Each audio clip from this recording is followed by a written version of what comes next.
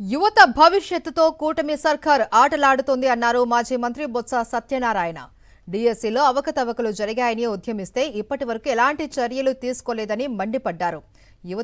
యువతపై చిత్తశుద్ధి ఉంటే అవకతవకలు జరిగాయని ఒప్పుకొని సంబంధిత మంత్రి బాధ్యత వహించాలి అని డిమాండ్ చేశారు.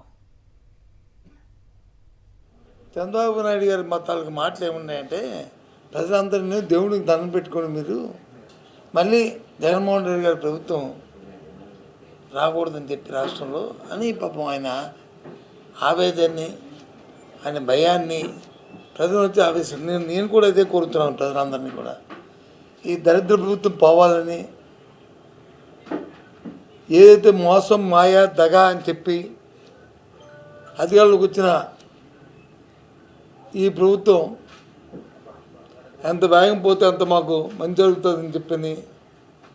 ప్రజలందరినీ కూడా దేవుణ్ణి కోరండి అని చెప్పి కోరుతున్నాను. ఎందుకంటే ఏ ఒక్కరు కూడా 5 అంటున్నాడు, అది ఇది ఒక్కరు 5కి వచ్చి పండిస్తే పండగ లేదు.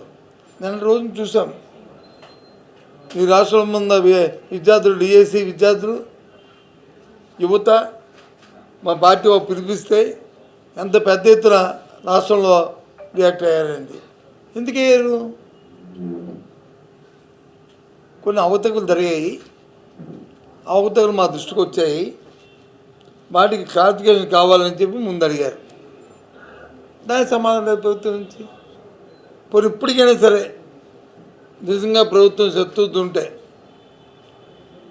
ఆ సంబంధ మంత్రికి చిత్తశుద్ధి ఉంటే, ముఖ్యమంత్రికి కానీ యువత పట్ల లేదు గవర్నెన్స్ పట్ల ట్రాన్స్పరెంట్గా ఉండాలని ఆయన కోరుకుంటే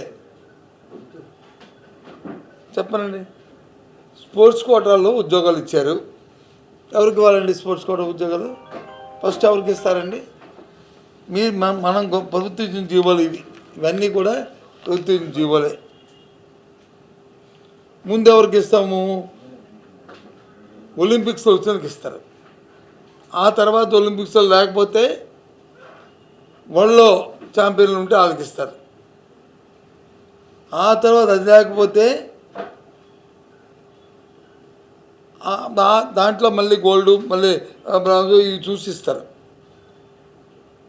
అవి లేకపోతే స్టేట్లో ఇస్తారు. స్టేట్లో అయిపోతే యూనివర్సిటీ ఇస్తారు, అయిపోతే కాలేజీ ఇస్తారు. అంతే, అవునా కదా? అదే ఈ జీవులన్నీ ప్రభుత్వం ఇచ్చినవే. 2012లో ఉన్నాయి, మళ్ళీ 25 ఇచ్చారు, 26 ఇచ్చారు. స్పోర్ట్స్ కోటా అంటే ఏంటి? లేదు ఎస్సీ, ఎస్టీ, బీసీ కోటా అంటే ఏంటి? ఎవరైతే డిఎస్సి ఎగ్జామ్ రాస్తారో, లేకపోతే ప్రభుత్వం ఏదైనా సరే గ్రూప్ 2, గ్రూప్ 1 పెట్టి రాస్తారో, అందులో పాస్ అయ్యి స్పోర్ట్స్ సర్టిఫికేట్ పెడితే ఆ పెట్టిన సర్టిఫికేట్లలో ఆ మార్కులలో చూసి వాళ్ళకి ఇస్తారు. అంతేగాని దీని ప్రకారం ఒక రియాక్షన్ ఇచ్చారు. ఏమని? అసలు నువ్వు ఎగ్జామ్కే వెళ్ళక్కర్లేదని, డిఎస్సి ఎగ్జామే రాయక్కర్లేదని ఎగ్జామ్ ఇచ్చారు. చూడండి, నేను చెప్పింది అవుతుందా చెప్పండి, ఖండించమండి. మరిన్ని అప్డేట్స్ కోసం ఛానల్ను సబ్స్క్రైబ్ చేయండి. నోటిఫికేషన్స్ కోసం బెల్ ఐకాన్ పై క్లిక్ చేయండి.